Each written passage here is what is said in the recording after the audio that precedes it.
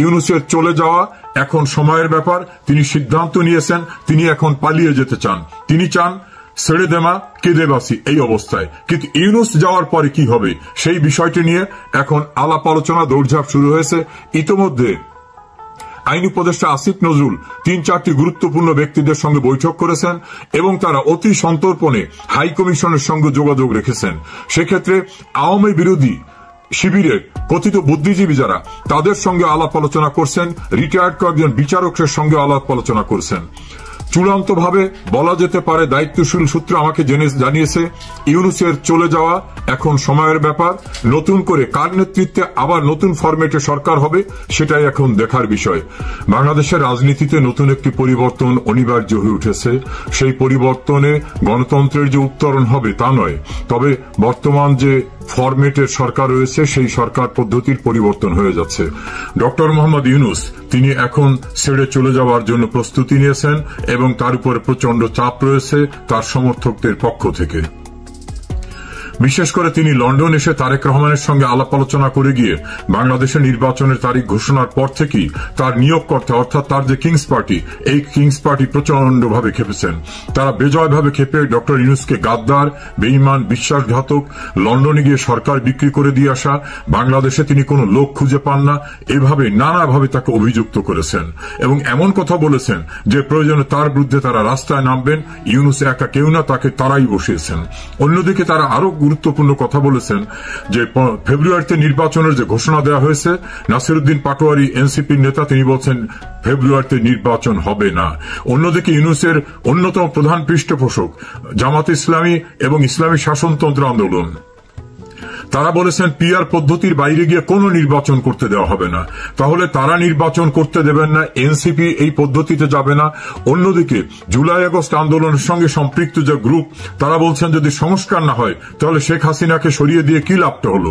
আর এই সংস্কারের প্রশ্নে বিএনপির পক্ষ থেকে পরিষ্কারভাবে তাদের স্ট্যান্ডিং কমিটির সদস্য জনাব সালাউদ্দিন আহমেদ, জনাব মির্জা আব্বাস, তারা পরিষ্কারভাবে বলেছেন কোন নির্বাচিত সরকার ছাড়া এই সংস্কার কেউ করতে পারে না এবং এটাকে আইনে পরিণত করতে গেলে সে আইনটা করবে পার্লামেন্ট। সেই পার্লামেন্ট হতে গেলে অবশ্যই নির্বাচন হতে হবে, এর বাইরে কোনো সুযোগ নাই। এইরকম ভাবে বিএনপি এবং তার সঙ্গে যারা রয়েছেন তারা, অন্যদিকে জামাত, এনসিপি এবং অন্যান্যরা সরাসরি বিভক্ত হয়ে পড়েছেন। শেখ হাসিনার বিরুদ্ধে অবস্থানের ক্ষেত্রে এরা সবাই ঐক্যবদ্ধ ছিলেন। ইউনূসকে বসাবার ব্যাপারে তারা সম্মিলিতভাবে তাকে সমর্থন করেছিলেন। বর্তমান পরিস্থিতিতে ইউনূস তার সমর্থন হারিয়েছেন তার শিবিরে এবং সবচেয়ে বড় যারা তার জন্য কাজ করেছে বলে তার ধারণা এবং তিনি প্রকাশ্যে বলেছেন, তারা এখন টোটালি তার বিরুদ্ধে চলে গেছেন, ভীষণভাবে তাকে গাদ্দার, বিশ্বাসঘাতক হিসেবে অভিহিত করেছেন। এই পরিস্থিতিতে আরো নতুন করে সংযোজিত হয়েছে যে ইউনূসের অধীনে যদি নির্বাচন হয় সেই নির্বাচনের আইনগত ভিত্তিটা কি।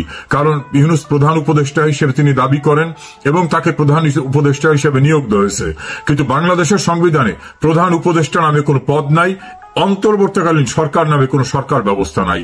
তাহলে এই সরকারটা সম্পূর্ণরূপে অসাংবিধানিক সরকার। তাহলে অসাংবিধানিক সরকারের অধীনে যদি কোনো নির্বাচন হয় সেই নির্বাচনের গ্রহণযোগ্যতা থাকবে কিনা সেটাও অবৈধ হয়ে যাবে। এইরূপ পরিস্থিতিতে ইউনূসও মনে করেন যে তার এখন চলে যাওয়া উচিত, যেহেতু তার পক্ষে সর্বসম্মতিক্রমে আওয়ামী বিরোধী শিবিরের যে সমর্থন ছিল সেটা নষ্ট হয়ে গেছে। অপরদিকে তার নিজের যে সকল প্রয়োজন ছিল, নিজের মামলাগুলো প্রত্যাহার করা, নিজের সুযোগ সুবিধা, নিজের কোম্পানির সুযোগ সুবিধা, সেগুলো সব শেষ হয়েছে। তিনিও এখন ছেড়ে দিতে চান। সে কারণে নতুন করে একটি সরকার কিভাবে গঠন করা যায় এজন্য তিনি দায়িত্ব দিয়েছেন আইন উপদেষ্টা আসিফ নজরুল সহ আরো কয়েকজন উপদেষ্টাকে। তারা তাদের চিন্তা চেতনায় এভাবে তারা ভেবেছেন যে অ্যাপিলেট ডিভিশনে যে পেন্ডিং রিভিউ তত্ত্বাবধায়ক সরকারে সেটা খুব শিগগিরই নিষ্পত্তি হয়ে যাবে। তখন অটোমেটিক্যালি স্বয়ংক্রিয়ভাবে সংবিধানে তত্ত্বাবধায়ক সরকার সংযুক্ত হবে। সেই ক্ষেত্রে তত্ত্বাবধায়ক সরকার গঠন করতে গেলে সেখানে যে ফরম্যাট রয়েছে সেই ফরম্যাটে আছে সর্বশেষ অবসরপ্রাপ্ত প্রধান বিচারপতি। সর্বশেষ অবসরপ্রাপ্ত প্রধান বিচারপতি ডিসেম্বর পর্যন্ত যদি এই সরকারের মেয়াদ থাকে তাহলে হবেন বর্তমান প্রধান বিচারপতি সৈয়দ রেফাত আহমেদ। রেফাত আহমেদ তাদের পছন্দের মব সংস্কৃতির মাধ্যমে প্রধান বিচারপতি ওবায়দুল হাসানকে সরিয়ে তাকেই তারা নিয়োগ দিয়েছিল। ফলে সৈয়দ রেফাত আহমেদ এলে তাকে দিয়ে তার নেতৃত্বে তত্ত্বাবধায়ক সরকার গঠন করা যাবে। যদি সেক্ষেত্রে কোনো কমপ্লিকেটিং সিচুয়েশন হয় তারপর তাদেরকে আরো অনেক দূর যেতে হবে, কারণ তার পূর্বে প্রধান বিচারপতি ওবায়দুল হাসান, প্রধান বিচারপতি হাসান ফয়েজ সিদ্দিকী, প্রধান বিচারপতি সৈয়দ মাহমুদ হোসেন, প্রধান বিচারপতি মোজাম্মেল হোসেন, প্রধান বিচারপতি এস.কে. সিনহা সহ আরো অনেক প্রধান বিচারপতি রয়েছেন। এই সকল প্রধান বিচারপতিদের উপর তাদের আস্থা নাই। সেক্ষেত্রে বিকল্প কি হতে পারে, এই বিষয়টাও তারা আলাপ আলোচনায় নিয়ে আসছেন। সেক্ষেত্রে সাবেক ভারপ্রাপ্ত অবসরপ্রাপ্ত প্রধান বিচারপতি আব্দুল ওহাব মিয়া, সাবেক প্রধান বিচারপতি কে.এম. হাসান, সাবেক অ্যাপিলেট ডিভিশনের অবসরপ্রাপ্ত বিচারপতি আব্দুল মতিন এবং শাহ আবু নঈম মমিনুর রহমানকেই তারা পছন্দের তালিকায় রেখেছেন। তাদের মধ্য থেকে কাকে পছন্দ করা হবে এই বিষয়টি নিয়ে আলাপ আলোচনা শুরু করেছেন। এক্ষেত্রে আবার বিভাজিত অবস্থা সৃষ্টি হয়েছে। এক পক্ষ আমেরিকান হাই কমিশনে দৌড়ঝাঁপ শুরু করেছেন, আর এক পক্ষ চীনের পিছনে দৌড়ঝাঁপ শুরু করেছেন। কোন এম্বাসি কিভাবে সহায়তা করবে, কারা কত শক্তিশালী ভাবে সাহায্য করতে পারে, সেটা নিয়েও এই আওয়ামী বিরোধী শিবিরের ভিতরে প্রচন্ড বিভাজন রয়েছে। নতুন করে চীনে যাওয়ার সিদ্ধান্ত হয়েছে এনসিপি। সেখান থেকে তারা কি পরামর্শ পাবেন? সেখানে যাবার পূর্বে তড়িঘড়ি করে আমেরিকান ভারপ্রাপ্ত রাষ্ট্রদূত তাদের সঙ্গে বৈঠক করেছেন। ইতোমধ্যে পাকিস্তানের পররাষ্ট্রমন্ত্রী এসেছেন, নিশ্চয় তিনি কোনো বার্তা নিয়ে আসছেন, কারণ পাকিস্তান তো আওয়ামী লীগ সরকার সরে যাওয়ায় সবচেয়ে বড় খুশি যে সকল রাষ্ট্র তার ভিতরে অন্যতম। তারা কোন পরামর্শ দিতে আসছেন? তাদের তো অত্যন্ত ঘনিষ্ঠ জামাত ইসলাম এবং জামাত ইসলামের দ্বারা তৈরি করা মোহাম্মদ নাহিদুল ইসলামের যে এনসিপি, সেক্ষেত্রেও তাদের সংযোগ রয়েছে। এসব বিষয়কে ঘিরে একটা বিষয় চূড়ান্ত হয়েছে। সেনাবাহিনী ম্যাজিস্ট্রেসি পাওয়ার নিয়ে আছে রাস্তায়, কিন্তু মব হচ্ছে, 32 নম্বরে হামলা হচ্ছে, 32 নম্বর ভাঙা হচ্ছে, এখনো হচ্ছে, মানে অনেক কিছু হয়ে যাচ্ছে, অথচ সেনাবাহিনী আছে, তাদের কাছে পাওয়ার আছে, মানে নিয়ন্ত্রণ করতে পারছে না। এইসব আমি এখানে আমাদের সেনাপ্রধান যদি প্রতীকী অর্থে বলে থাকেন, বড় হওয়া অনেক ধরনের আছে। বড় হওয়া মানে বুড়া হয়ে যাওয়া না, বড় হওয়া মানে জ্ঞানে, শিক্ষা দীক্ষায়, সুশীলতা বা নিজের মধ্যে এক ধরনের কালচারালি মানে সংস্কৃতিবান হওয়া, মানুষের সাথে কিভাবে কথা বলতে হবে সেগুলো শিক্ষা এক ধরনের বড় হওয়া। সেই প্রতীকত্ব যদি বলে থাকেন, তিনি বলেছেন যে ওরা আমাদের সন্তানের বয়সী, ওদের বয়স মানে বয়সটা সন্তানের কি, ওদের অনেকের ছেলে মেয়ে হয়ে গেছে, তারা বহু আগে বিয়ে শাদী করেছে, তারা সংসারী হয়ে গেছে। সেই অর্থে আমি আই উইল নট অ্যাকসেপ্ট। এটা হচ্ছে হয়তো যদি উনি প্রতীকী অর্থে বলে থাকেন যে এরা বড় হোক, বড় মানে ওদের মধ্যে প্রিভেল করুক, ওদের মধ্যে যেটা চেতনাবোধ জাগ্রত হোক, ওদের মধ্যে মানুষের মধ্যে যেটা যেসব মানুষ বলে জ্ঞান বা শিক্ষা দীক্ষা, তার আচার আচরণ, এগুলো তার পরিবর্তন হোক, তখন হয়তো সে পিছন ফিরে দেখবে আমি কি বলেছিলাম। কিন্তু আপনি সেটা সেনাবাহিনী এইসব জিনিস নিয়ে এত গান্ধীবাদী নীতি সেনাবাহিনীর জন্য নয়। তাহলে তো আমি যুদ্ধের মাঠে গিয়ে আরে তারা বুঝতেছে না আমাদের দেশে ঢুকে পড়ছে, এখন আমি কেন তারে গুলি করব, এই ধরনের বিষয়টি চলে আসবে। এখন হচ্ছে আপনি যে এখানে হচ্ছে সেই জিনিসটা লাই দেওয়ার অর্থ হচ্ছে একটা পুরো ইনস্টিটিউশনকে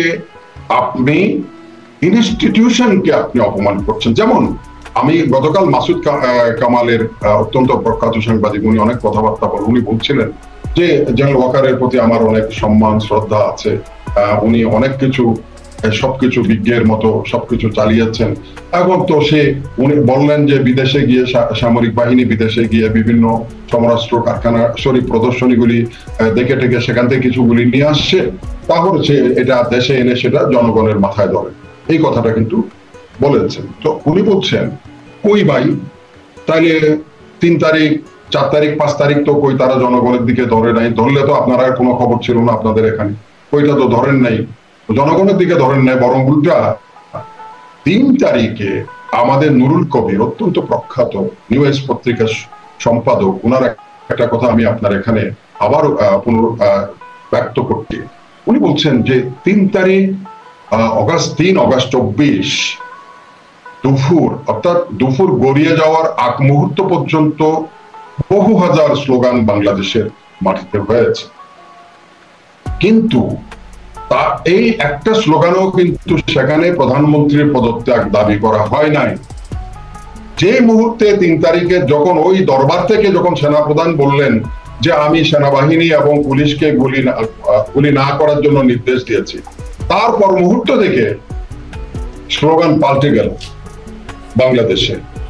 তো সেটা হচ্ছে নুরুল কবিরের অ্যাসেসমেন্ট, সেদিন সেনাবাহিনী পুরো আবহাওয়াটাকে সেনাপ্রধান ওলট পালট করে দিয়েছেন।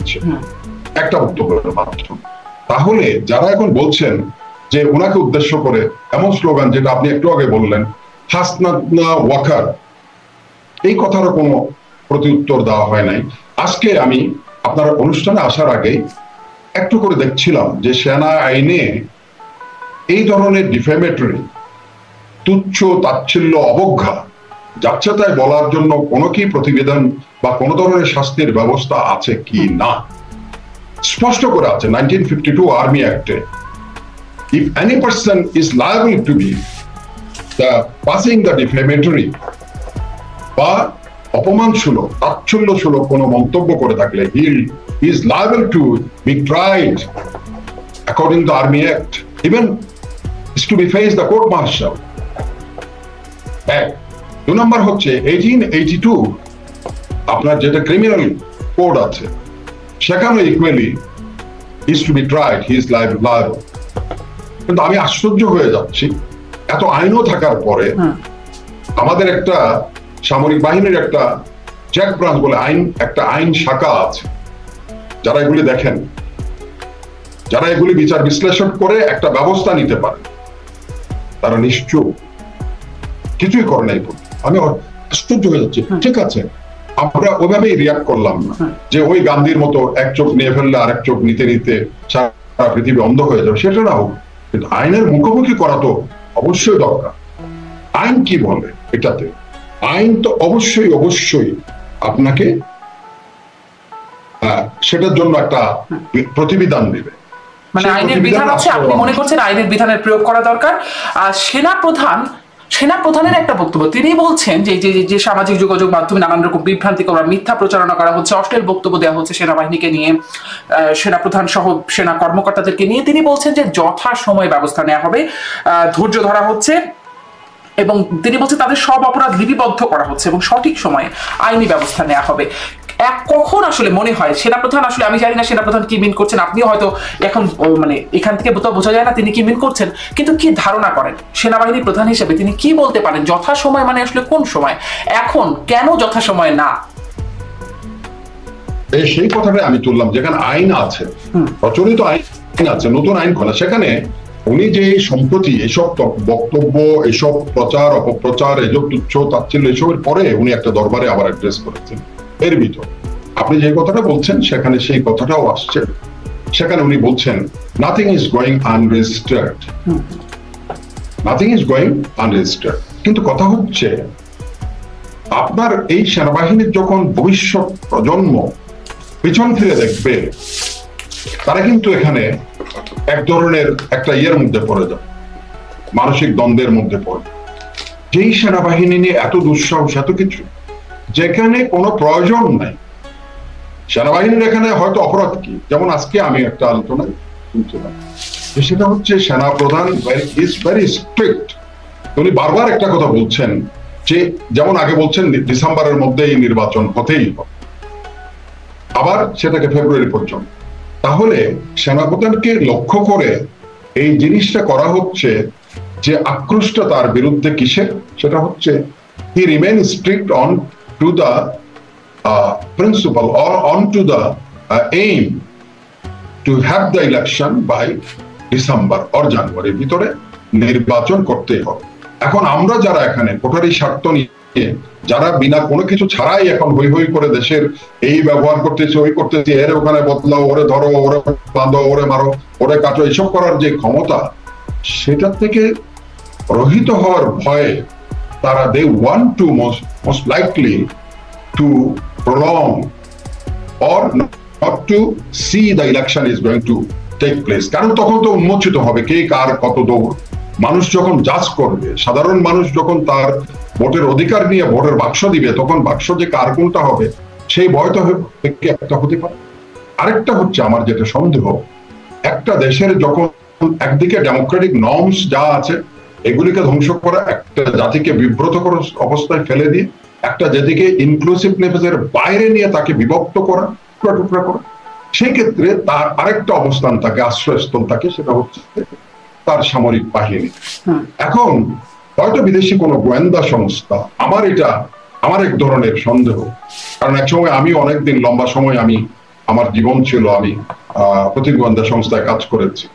আমার মনে হয় যে বিদেশি কোন গোয়েন্দা সংস্থা বাংলাদেশ সেনাবাহিনীকে, সামরিক বাহিনীকে দুর্বল করার একটা অপকৌশল হিসেবে এইসব লোকজনের মুখে এইসব কথা দিয়ে হয়তো একটা উচ্ছৃঙ্খলতা, একটা বিশৃঙ্খল অবস্থা, একটা জাতিকে আরো বিপদের মুখে ঠেলে দেওয়া, একটা জাতি যখন আবার তার নির্বাচন বা এটা সেটার মাধ্যমে নির্বাচিত একটা আবহ সৃষ্টি করার বা সেগুলি সবগুলোর মধ্যে একটা উচ্ছৃঙ্খলাতে সৃষ্টির, বিদেশি কোন দেশের গোয়েন্দা সংস্থা হতে পারে, মানে কাদের স্বার্থ থাকতে পারে এমন?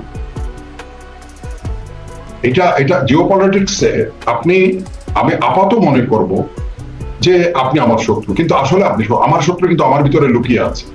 এই জন্য এটা যতক্ষণ পর্যন্ত এটা প্রপারলি যতক্ষণ ইনভেস্টিগেট না হবে ততক্ষণ আপনার কাউকে উদ্দেশ্য করে, কাউ সন্দেহ করে মন্তব্য রাখাটা একেবারেই আমার মনে হয়। এটাতে আমি এই কথাটা এই জন্য বলছি, যারা দায়িত্ববান আছেন তারা খতিয়ে দেখবেন এইসব লোকের পেছনে কাদের ইন্ধন আছে, কে উস্কানি দিচ্ছে, কে তাকে বলছে তুমি এসব বলতে থাকো, আমি তোমাকে প্রোটেকশন। এই জন্য কে দেওয়ার জন্য, কে ব্যক্তিটাকে এমন ক্ষমতাশালী যে একটা প্রতিষ্ঠানের বিরুদ্ধে, যেই প্রতিষ্ঠানের হাতে সমূহ শক্তি আছে এখনো পর্যন্ত, এখনো তার হাতেই সমূহ শক্তি এইসব প্রতিষ্ঠানের হাতে, এই সমূহ শক্তি এখনো পর্যন্ত জেনারেল ওয়াকারের হাতে। তারপর যদি সেখানে কেউ যদি দুঃসাহস দেখায়, তার মানে কেউ পিছন থেকে তাকে ইন্ধন দিচ্ছে। সেই ইন্ধন কারা দিচ্ছে সেটা বের করার সময় এখন। মানে কিন্তু যথা সময়টা কোন সময় সেটি কি আপনি বুঝতে পারছেন? সেনাপ্রধান যথা সময় ব্যবস্থা লিপিবদ্ধ করা হচ্ছে। জি জি, আনরেজিস্টার্ড এই কথাও আমি ওখানে দেখেছি, মাইনরিটি আমি পড়েছি সেখানে বলা হয়েছে নাথিং ইজ গোয়িং আনরেজিস্টার্ড। এখন কথা হচ্ছে আমি লিপিবদ্ধ করে রাখলাম, আমি কোন অ্যাকশন নিলাম না, এই দেখি না কি হয়, that should not be the policy, that should not the policy. তাহলে আরো বেশি মানুষ তখন বলবে অমুক বলছে তুমি তো তারে কিছু করো না, আমিও বললাম। আরেক সময় তো ডিজিএফআই হেডকোয়ার্টার ভেঙে ফেলবার একজন হুমকি দিয়েছে, কিছু হয়নি, করে নাই। আরেকজন সেনাবাহিনী পুরা ক্যান্টনমেন্ট ঘেরাও করার জন্য একেবারে প্রকাশ্য জনসভায় বলছে ঘেরাও করে লক্ষ মানুষ নিয়েই করব। এটা তো সেনাবাহিনী তো প্রতিপক্ষ নয়। আপনি দেখেন ইভেন পাকিস্তান, আপনি কি মনে করেন এখনই যথাসময়? আপনি কি মনে করেন মানে এই ধরনের এটার জন্য প্রতিক্রিয়া দেওয়া বা আইনি প্রতিকার নেওয়ার এখনই যথাযথ সময়? মানে সেটা প্রধান যে বলছে যথাসময় ব্যবস্থা নেওয়া হবে। there is no doubt। আপনি যাচ্ছে তাই বলে যাবেন যদি এটার কোনো আইনি ইভেন কার বাকি বাদ দেন। আগে তো ধরেন তাকে কাস্টডিতে আনো, তাকে ইন্টারোগেট করো, ওই করো সেই করো, বাদ দিলাম আমরা, সেটা বাদে দেন। কিন্তু আইন তো আছে। আমি মনে করেছিলাম যে এটার মতো কোনো আইনি প্রতিবিধান সম্ভবত নাই, যার জন্য আইনের আশ্রয় কেউ নিচ্ছেন। আজকে দেখলাম 1952 মিলিটারি অ্যাক্টে স্পষ্ট করা আছে, সেখানে প্রয়োজনে কোর্ট মার্শাল করার জন্য সাজেশন দেওয়া আছে। আপনি 1882 যে ক্রিমিনাল প্রসিডিওর, সেখানে স্পষ্ট করে বলা আছে একটা দেশের সামরিক বাহিনীর বিরুদ্ধে আপনি একজন ব্যক্তির বিরুদ্ধে 100 বার বলতে পারেন, ওটার জন্য ব্যক্তি কিন্তু তার প্রতিকার চাইবে। কিন্তু আপনি যখন পুরো প্রতিষ্ঠান ধরে, এর থেকে চরম আর কোনো কিছু বিবৃতি বক্তব্য তো হতে পারে না, এবং সেটার জন্য নো রিপেন্ডেন্ট নাথিং, কোন ধরনের দুঃখ প্রকাশ করা, সেটাও এই পর্যন্ত কোথাও, যেখানে যেসব গণমাধ্যমে বলা হয়েছে সেখানেও তো কোনো কিছু নেই। তার মানে হচ্ছে the individual who is pronouncing all these things is not dependent even। জি, স্পষ্ট। একটু আসি যে এই যে নানান গুঞ্জন যেটি দিয়ে শুরু করলাম, সবকিছুর মধ্যেই চলছে আগে, মানে প্রায়ই এই গুঞ্জনটি আসছে যে সেনাপ্রধানকে সরিয়ে দেওয়া হতে পারে, নতুন সেনাপ্রধান মানে কু হতে পারে, কু এটা একটা, সেদিন দেখলাম একজন অনুসন্ধানী সাংবাদিক তার সামাজিক যোগাযোগ মাধ্যমে বেশ ট্রল করে লিখেছেন। একটা গান চলছে বাংলাদেশের নায়ক শাকিব খান অভিনীত একটা সিনেমা, সেখানে একটা গান দুষ্টু কোকিল ডাকে রে কু কু কু কু। তো এরকম কতজন মানুষের ছবি দিয়ে বলছেন যে কু কু কু কু তারা ডাকছে সবসময়। আসলে কি মানে আমরা দেখছি তো ভারতীয় গণমাধ্যম থেকে শুরু করে আবারও সেই ইউটিউবার বা সামাজিক যোগাযোগ মাধ্যম বা বিভিন্ন ব্যক্তি যারা আসলে দায়িত্বশীল ব্যক্তিও আছেন যারা এই বিষয়টা বলছেন, আসলে কি কিছু ঘটছে সেনাবাহিনীর ভেতরে? কুয়ের কোনো চেষ্টা বারবার হচ্ছে বা সফল হচ্ছে না, এরকম কিছু কি হচ্ছে? না, এটা যেমন ধরেন একটা জিনিস এখানে সামনে আসছে, এই গুজবের ডালফালা বিস্তার লাভ করার মতো কিছু কিছু অনুষঙ্গ আমাদের এই এটা দেখা যাচ্ছে। যেমন এক সময় বাজারে একটা গুজব ছিল যে আমাদের বর্তমান মহামান্য রাষ্ট্রপতি যিনি আছেন, ইনাকে সরিয়ে দেওয়ার জন্য বঙ্গবন্ধু ঘেরাওর একটা প্রচেষ্টা, আপনার যদি মনে থাকে। বঙ্গভবন ঘেরাও করার জন্য একদিন হলো, তারপর দিন দ্বিতীয় দিন বড় সড় ঘোষণা। সেদিন সেনাবাহিনীর বিপুল উপস্থিতি ওখানে, আমি বলবো কার্যকর উপস্থিতি দেখে যারা এই কাণ্ড করতেছেন তারা একেবারেই শটান শুধু পিছনে হটে গেছে, আর কোনো শব্দ নাই, কিচ্ছু নাই। এখন আপনি যেই কথাটা, যে প্রশ্নটা বললেন যে সেনাপ্রধানকে এই ধরনের কথাবার্তা বলা হচ্ছে, এই যে কয়েকদিন আগে হঠাৎ করে আবার মহামান্য রাষ্ট্রপতির ছবি ছড়ানোর, সরিয়ে ফেলা বিভিন্ন দূতাবাস থেকে এক ধরনের একটা করা হয়েছে, আপনার সেখানে গুজব আওয়াজ ছড়ানো হয়েছে। যেহেতু রাষ্ট্রপতি ছাড়া সেনাপ্রধানকে সরানোর কারো কোনো সাংবিধানিক এখতিয়ার নাই। এবং আরো একটা জিনিস আছে, সেটা হচ্ছে আপনার সেনাপ্রধান চাইলে সেখানে আরো কিছু কিছু রাষ্ট্রপতির মাধ্যমে কিছু কিছু ব্যবস্থা, সাংবিধানিক ব্যবস্থা নিতা। এবং বলা হচ্ছিল যে এটা হয়তো মহামান্য রাষ্ট্রপতির বা দুজনের মধ্যে সম্পর্কের কারণে না এটা করা হচ্ছে, যাচ্ছে না এটা করা যাচ্ছে। সুতরাং সেটা যখন এই কথাটা আসলো বাজারে, একেবারে ছড়িয়ে গেল সোশ্যাল মিডিয়াতে বেশি করে, কি হলো সেটা যে এটা হলো পূর্ব সংকেত। মহামান্য রাষ্ট্রপতিকে ছবি সরানোর পরেই রাষ্ট্রপতিকে সরানো হবে, তারপরে বাকি বাকি ব্যবস্থা, এই ধরনের কথাবার্তা এগুলো। তো আমি যেটা বললাম, হয়তো এই যে মন্তব্যগুলো, এই যে বক্তব্যগুলো, এগুলো হয়তো আমরা বলি অ্যাসিড টেস্ট, এক ধরনের বলে দেখি কি কি হয়, এখন কিছু হয় কিনা দেখি, না হলে তাহলে আরো কিছু বলবো, আরো কিছু করবো, এই ধরনের। তবে একটা ভালো হলো যে আমাদের অনেক উপদেষ্টা তখন বললেন আমরা এগুলি কিছুই জানি না, উপদেষ্টা পরিষদে কখনো এগুলো আলোচনা হয় নাই, কোনো লিখিত কোনো সরকারি কোনো আদেশ জারি হয় নাই, টেলিফোনে কে বা কারা বলছে, পররাষ্ট্র উপদেষ্টা বলছে আমিও জানি না। তার মানে এখানে কে করছে সেটাও কারো স্বীকৃতি নাই, কেউ স্বীকার করছে না। তার মানে হচ্ছে এইসব প্রচার প্রপাগান্ডার মাধ্যমে একটা এগুলি হলো টেস্ট করে দেখা কি হয়, প্রতিক্রিয়াটা কি হয়। আমার মনে হয় সেই পর্যায়ে এগুলি জিনিসগুলো রয়ে গেছে। এটাও কি তাহলে একটা অ্যাসিড টেস্ট? মাঝখানে এরকম একটা বার্তা শোনা গেল যে সেনাপ্রধানকে সরিয়ে সেনাপ্রধান হবেন গোলাম আজম পুত্র ব্রিগেডিয়ার আমান আজমি।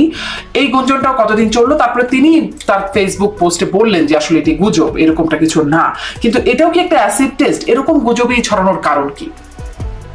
না, সেটা হচ্ছে একেবারে আমি বলবো যে ডে ড্রিমন, মানুষ বললেন দিবা স্বপ্ন, সেটাও হওয়ার কোনো স্কোপ নাই। কারণ উনি বহু আগেই উনি সেনাবাহিনী থেকে ওনাকে নিয়ে যে গুজবটা ছড়িয়েছেন, যারা ছড়িয়েছেন তারা এটা হয়তো বোকার স্বর্গে, আমি বলবো যে বোকার স্বর্গে বসবাস। গুজব ছড়ানোর কতগুলি নিয়ম কানুন থাকবে, কি দিয়ে মানুষকে গুজবটা ছড়াবো। তো ওই গুজবগুলি হচ্ছে হয়তো এটা তার প্রতিপক্ষ, তার মধ্যে সে ওরকম অ্যাম্বিশাস বলেও আমার মনে হয় না কখনো। বাট এটা এই গুজবটা একেবারে যাচ্ছা তাই। তবে এটা একটা বাহিনীকে নিয়ে এই গুজবগুলি ছড়ানো হচ্ছে, বাট এটা হলো নৈতিক এবং আমি বলবো যে একেবারেই আপনার অর্পিত দায়িত্ব থেকে একটা দায়িত্ব যে যারা এই গুজবগুলি ছড়াচ্ছে তাদেরকে to bring them into the justice. আপনি তাদের কিছুই করছেন না, গুজব ছড়িয়ে যাচ্ছে কতগুলি একটা সংস্থা সম্বন্ধে আপনি, অথচ আমি সারা পৃথিবীতে আমি বিশ্বাস করবেন না সামরিক বাহিনীর যে মর্যাদা, আমার আজকে মনে হয় যেহেতু I belongs to the same community, আমি অনেকদিন চাকরি করেছি এবং আমার জীবনের আমি কেন, যারা আমার বক্তব্য শুনবে বা সামরিক বাহিনী যারা অবসরপ্রাপ্ত আছেন বা আপনার এই প্রোগ্রাম কিন্তু আমাদের গ্যারিসনের ম্যাক্সিমাম, কারণ আমি যখন প্রতিক্রিয়াগুলি দেখি টেলিফোনে শুনি কি হয়েছে না হয়েছে, তো আমি তখন বুঝলাম আপনার এই প্রোগ্রামটা majority of the people they enjoyed, they see, they form their opinion. সেখানে তাদের একটা যে এই যে মনোকষ্টের বিষয়টা, সেজন্য আমি বলছিলাম যে আমি একটা মরাল অব্লিগেশন, নৈতিক একটা দায়িত্ব নিয়ে আপনার এই অনুষ্ঠানের মুখোমুখি হয়েছি।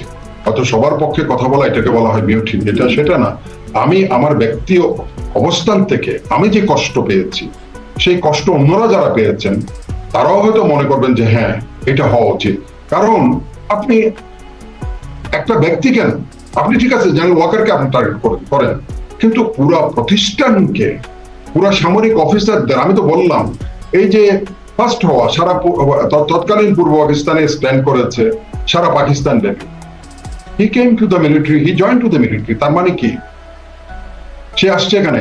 এই যে আপনি যার ধরেন কয়েকদিন আগে আপনি হয়তো দেখে থাকবেন, এই আমাদের সেনাবাহিনীর একজন অফিসার জেনারেল ফজলে এলাহি আকবর অবসরপ্রাপ্ত, উনি একটা বক্তব্য দিয়েছেন কি হয়েছে না হয়েছে।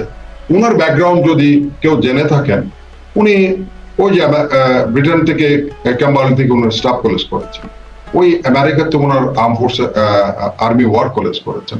এরকম বহু ভুরি আছে যারা স্বপ্ন কল্পনা করতে পারবেন যে এইসব জায়গায় যে কি পরিমাণ পড়ালেখা, কি করতে হয় কি না করতে হয়। এখন আমি বলে দিলাম পুরা কমিউনিটিকে আমি বলে দিলাম যে স্পষ্ট, মানে এটি বাহিনীর সদস্য হিসেবে আপনার জন্য কমিউনিটির উপর। এটা যদি বলতেন যে একজন ব্যক্তিকে, আমি একজন ব্যক্তি হিসেবে বলতে পারি যে আমি খুব খারাপ, আমি কিচ্ছু জানি না, আপনার এই পালস অফ পলিটিক্সে তারপরও আমাকে আনতেছে, একটা গাদাকে নিয়ে আসতেছে এখানে, আমি বলবো যে ভাই আমাকে গাদা বলছে, আমার বক্তব্য থেকে সে মনে করছে যে আমি গাদাই, তো আমার গাদা বলছে, তাতে কিছু নেই। কিন্তু আমার কারণে আমার পুরো কমিউনিটিকে যদি কেউ গাল দেয়, একদম স্পষ্ট, একদম স্পষ্ট। একটু পরে আরেকটা প্রসঙ্গেও যাই, হয়তো আবারও এই প্রসঙ্গের দিকে আসবো বিভিন্ন আলোচনার মাধ্যমে। সম্প্রতি গেল 19শে মে 2025 খবর দেখছিলাম, ডন পত্রিকায় বলা হচ্ছে পাকিস্তান মুসলিম লীগের সিনিয়র নেতা ও সাবেক সেনেটর অবসরপ্রাপ্ত লেফটেন্যান্ট জেনারেল আব্দুল কাইয়ুম বাংলাদেশ ও পাকিস্তানের মধ্যে একটি কনফেডারেশন প্রতিষ্ঠার প্রস্তাব দিয়েছেন। মানে আমি বাংলায় যদি বলি, যদি উভয় দেশ চায় তাহলে তারা সাংবিধানিক কনফেডারেশন গঠন করতে পারে এবং একযোগে তাদের জনগণের অর্থনৈতিক সমৃদ্ধির জন্য কাজ করতে পারে। পাকিস্তান বাংলাদেশ সেনাবাহিনীকে পূর্ণ সামরিক প্রশিক্ষণ সহায়তা দিতে প্রস্তুত। এতে জেনারেল কাইয়ুমের ভাষ্য, আমি একটু কোট করছিলাম। আসলে কি এরকম কোনো কনফেডারেশনের কোনো আলোচনা, কোনো ধারণা, মানে তিনি এটি কোথা থেকে বলছেন, কেন বলছেন? এবং আরো একটু সাথে একটু যোগ করি, 15 জানুয়ারি এটিও একটি গণমাধ্যমের খবর, দ্য এক্সপ্রেস ট্রিবিউন, তারা বলছে বাংলাদেশের শীর্ষ পর্যায়ের এক প্রতিনিধি দল পাকিস্তান সেনাবাহিনীর জেনারেল সদর দপ্তর বা GHQ পরিদর্শন করেছেন। এটি একটা বিরল ঘটনা। দ্বিতীয় শীর্ষ কর্মকর্তা জেনারেল SM কামরুল হাসান এই বাহিনীকে, মানে এই টিমটাকে লিড করেছেন বলে বলা হচ্ছে। মানে আসলে কি কোনো প্রক্রিয়া চলছে, সম্পর্ক উন্নয়ন হয়েছে বলে বলা হচ্ছে বেশ কয়েকটি বৈঠকও হয়েছে, আপনার মূল্যায়ন? হ্যাঁ, ধন্যবাদ। আপনার এই প্রশ্নে কিন্তু দুটো পার্ট আছে। একটা হচ্ছে পাকিস্তানের একজন মুসলিম লীগের একজন নেতা, সাবেক সামরিক কর্মকর্তা। তো এরকম সাবেক সামরিক কর্মকর্তা পৃথিবীতে বহুজন আছে যারা পৃথিবীর ভূ রাজনীতি এবং ভূ কৌশল এসব সম্বন্ধে একেবারে অজ্ঞাত। সে কোনো কারণে খালি বই প্রেসি মুখস্থ করে তার প্রমোশনের জন্য খালি পড়ালেখা করেছে। কিন্তু পারিপার্শ্বিকতা, এটা আমার মনে হয় এই ভদ্রলোক সেরকম একটা লোক। আমি তার সামনে পেলে সে ভূ রাজনীতি, এই অঞ্চলের, সারা পৃথিবীর কথা ভাবছিলাম, এই অঞ্চলের ভূ রাজনীতি সম্বন্ধে তার কোনো ধারণা, যদি ধারণাই থাকতো তাহলে প্রথম প্রশ্ন তারে করতাম, তার দেশ বালুচিস্তানে এখন স্বাধীনতার আন্দোলন চলছে, সেটার দিকে তার নজর নাই। একটা পুরো আস্ত ট্রেন সেখানে হাইজ্যাক করেছে বালুচ বিদ্রোহী, এবং সেটা পাকিস্তানের একটা পুরা কমান্ডো, ওখানে একটা ব্যাটালিয়ন স্ট্রেংথ তারা ডেপ্লয় হয়ে সেটাকে নিউট্রালাইজ করেছে। এই গত সপ্তাহে তারা একটা অপারেশনে প্রায় 25 থেকে 26 জন, ওদেরকে বলা হয়েছে দে আর অ্যাজ ইন্ডিয়ান এজেন্ট, তারা দে আর ইনফিলট্রেটেড, বালুচিস্তানেতে গুলি করে মেরেছে। একই সাথে তার পার্শ্ববর্তী দেশ, সেখানে তারা যে ওই সেই সীমান্ত গান্ধী, আব্দুল ওয়ালি খান বা আব্দুল গাফফার খান, তারা সেখানে বালুচিস্তান নিয়ে, সেখানে বৃহত্তর আফগানিস্তানের অংশ নিয়ে তারা যে সেখানে, তার যদি ধারণা থাকতো এই তো আমাদের পার্শ্ববর্তী সন্নিহিত অঞ্চলে কি হচ্ছে, এখানে পৃথিবীর জাতিসত্তাগুলো এখন সেখানে তার মতো ফেডারেশনের কথা চিন্তার কেউ নাই, যেখানে এই যে আরাকান আর্মি এখানে সৃষ্টি হয়ে গেছে, আরাকানিস্টরা সেখানে, ওই শানরা এদিকে পূর্ব ভারতীয় অঞ্চলের, এইসবের যদি কোনো ধারণা থাকতো তাহলে এই যে মিজো রিভোল্ট হচ্ছে, তার দেশে গিয়ে তারা গিয়ে মিটিং করতো না। নাগারা আলাদা স্বাধীন নাগাল্যান্ড নিয়ে দাবি করছে, মিজোল্যান্ড নিয়ে চিন্তা করছে, ত্রিপুরা মণিপুরে বিদ্রোহ চলছে। তো এই অঞ্চলের কোন ধরনের ধারণা এই ভদ্রলোকের কিছু আছে বলে আমার মনে হয় না, এবং উনি যে এই সংক্রান্ত কোন লেখাপড়া করেন সেটাও আমার মনে হয়। উনি মনে করছেন তুমি মুসলিম, হামবি মুসলিম, ওনার মাথায় আছে এটুকুই, যে তুমিও মুসলিম আমিও মুসলিম। সেই ধারণা যে বহু ব্রিটিশরা মাথায় ঢুকে গিয়েছিল যে হিন্দু মুসলমান ডিভাইড এন্ড রুল করে, উনি এখনো পর্যন্ত ওই ব্রিটিশদের ট্যাবলেট খেয়েছেন, ওই ট্যাবলেটের উনি পর্দা আমার মতে। 2 নাম্বার যেটা বললেন, আমি জেনারেল কামরুলকে ব্যক্তিগতভাবে চিনি। আমার সেই চ্যানেল থেকে আমি বলি, কামরুল দেশপ্রেমিক একজন সেনাকর্মী। জীবনে প্রশ্নও আসে না নিজের দেশের সার্বভৌমত্ব নিয়ে কোনো ধরনের কম্প্রোমাইজ করার জন্য জেনারেল কামরুল কখনো কোথাও একটা শব্দ মরে যেতে পারে, কামরুল কখনো সেই ধরনের কোনো জিনিসে সায় দেবে না। কারণ আমার সাথে ব্যক্তিগত আলাপে আমি অনেক সময় দেখেছি তার দেশপ্রেমের কি উজ্জীবিত। এখন কথা হচ্ছে এখানে তাহলে দুটা দেশের মধ্যে সামরিক প্রতিনিধি দল আদান প্রদান হতে উইথ চেঞ্জ সিচুয়েশন অনেক সময়, যেমন এখন আপনি দেখেন কিভাবে জিও স্ট্র্যাটেজি কিভাবে চেঞ্জ হয়ে গেছে। আমেরিকার সাথে ভারতের যে দহরম মহরম ছিল এটা কল্পনাতীত। মোদীকে ভাই ডাকতেছে ট্রাম্প কে মোদী ভাই ডাকতেছে, ধর্মের ভাই, একজন রাখি বাঁধা দিচ্ছে, একজনের কপালে টিপ দিচ্ছে। হঠাৎ করে দুই ভাইয়ের মধ্যে এমন বিরাট, এমন বিদ্রোহ, এমন বিভাজন। এক ভাই এখন রাশিয়াতে চলে গেছে, ওই ভাইয়ের কাছে আবার চীনারা দৌড়ে আসছে। কালকে দেখলাম মোদী সাহেব যেভাবে চীনের ফরেন মিনিস্টারদের ভাই এতদিন দূরে ছিলাম আসল মুখে ধরে যাও, এখন সেভাবে ধরছেন। এটা বদল হয়ে যাচ্ছে। আপনি পৃথিবীর বিভিন্ন সিনারিও, কারণ রাশিয়াতে কিনছে কে? ভারতের উপর প্রেশার দিচ্ছে। আমেরিকান যারা নিউকন আছে, যারা ডিপেস্টেড আছে, তারা ট্রাম্প সাহেবকে এটুকু বুঝিয়েছেন যে এই ভারতের কারণেই রাশিয়া কিন্তু বিপুল অর্থ উপার্জন করছে, সেই অর্থ দিয়ে ইউক্রেনের যুদ্ধ চলছে, আমরা পুরো ইউরোপ মিলে পারতেছে না তার সাথে। সুতরাং এই তেলকানা যদি বন্ধ হয়ে যায় তাহলে আপনার সেখানে কি হবে? ভারত দুর্বল হয়ে যাবে, সরি রাশিয়া দুর্বল হয়ে যাবে। সেটার উপর ভিত্তি করে প্রথম বয়দা কেন হলো? তারা বলছে আমরা আমাদের জ্বালানি যেটা নিরাপত্তা সেটা নিয়ে কোনো ধরনের কম্প্রোমাইজ করতে আমরা উই আর নট রেডি। পানি কি করলো? 50 করে দেওয়া হলো 25-এর জায়গায়। আর মোদী সাহেব তারপর বললো এবার আমরা তাইলে রাশিয়ার দিকে আরো ঘুরে আরো ঝুঁকে পড়ি। এখন সেখান থেকে চীন, রাশিয়া এবং ভারত যে অ্যাক্সেস হচ্ছে, এখন যে অক্ষ শক্তি তৈরি হচ্ছে, এখন সেখানে আমেরিকান যারা পলিসি মেকার আছে, প্রফেসর স্যাক্সের মতো লোক, প্রফেসর ম্যাসিয়ারের মতো লোক বলছে যে Trump has made a blunder of United states foreign policy, যেটা হয়ে যাচ্ছে। কারণ ভারতের যে জনশক্তি, চীনের যে জনশক্তি, তাদের মধ্যে রাসায়ন যে কলাকৌশল, যে সামরিক, সবগুলো মিলিয়ে তারা যে একটা শক্তি গড়ে উঠছে, সেখানে কিন্তু আবার পাকিস্তানের কোনো স্থান নাই, এটা মনে রাখতে হবে। কারণ পাকিস্তান অলরেডি আমেরিকার দিকে ঝুঁকে পড়েছে। মানে ভূ রাজনীতিতে একটা পরিবর্তন হচ্ছে, সেটি আর আগের অবস্থা নেই। হ্যাঁ, এটা বৈশ্বিক পরিবর্তন, এটা হচ্ছে। আপনি নাইলে দেখেন যখনই মানে সেই পরিবর্তনের স্বার্থে কি পাকিস্তানের সাথে সম্পর্কটা এত ভালো হচ্ছে এখন? আমাদের আমাদেরও একটা পরিবর্তন, এটা এখনো বলা যাচ্ছে না। এটা কেন বলা যাচ্ছে না আমি আপনাকে বলি। পাকিস্তানে যে যাওয়া আসা হবে না এই উপমহাদেশের, যেমন ধরেন আমাদের সাথে এখন ভারত এবং মিয়ানমারের সম্পর্ক অলমোস্ট তলানিতে কূটনৈতিক ভাবে। তো সেখানে পাকিস্তান আছে দূরে, হয়তো সেখানে পাকিস্তানের সাথে একটা তারা আমন্ত্রণ জানাবে। এখন যেমন কালকে পাকিস্তানের প্রধানমন্ত্রী বাংলাদেশে আসছে, আগামীকাল আসছে, 3 দিনের সফর করবে।